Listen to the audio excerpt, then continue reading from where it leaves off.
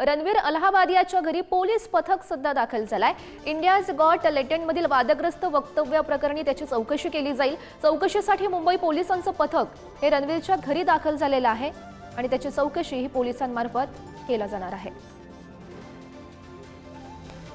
महत्त्वाचे अपडेट आपण सध्या पाहतोय।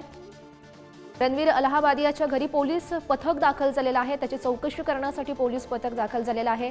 इंडियाज गॉट टॅलेंट मधील वादग्रस्त वक्तव्य रणवीरनं केलेलं होतं, त्याचे राज्यभर खरंतर पडसाद उमटत होते आणि त्याच संदर्भात चौकशी करण्यासाठी पोलिसांचं पथक हे रणवीर अलाहाबादियाच्या घरी दाखल झालेलं आहे आणि या संदर्भात त्याची चौकशी केली जाईल। चौकशीतून नेमकं काय माहिती समोर येते हे पाहणं सुद्धा महत्त्वाचं असेल। सध्याचे अपडेट चौकशीसाठी मुंबई पोलिसांचं पथक रणवीर अलाहाबादियाच्या घरी दाखल झालेलं आहे। रणवीर अलाहाबाद यानं इंडियाज गॉट टॅलेंट मधील एका शो मध्ये वादग्रस्त वक्तव्य केलेलं होतं आणि त्यामुळे सर्वत्र या संदर्भात अधिकची माहिती जाणून घेऊयात। आमचे प्रतिनिधी निखिल चव्हाण सध्या आपल्या सोबत आहेत। निखिल, आपण पाहतोय रणवीरने जे वक्तव्य केलेलं होतं त्याचे पडसाद राज्यभर उमटत होते। आता पोलीस पथक त्याच्या घरी दाखल झालेलं आहे, काय नेमकं घडतंय?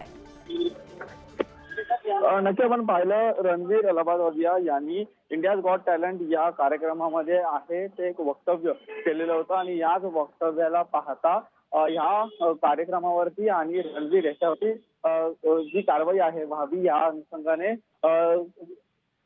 दोन वकिलांनी आहे ती मुंबई पोलिसांना पत्रक देखील लिहिलेलं होतं आणि या संदर्भात काल देखील पोलिसांनी चौकशी आहे ती केलेली होती।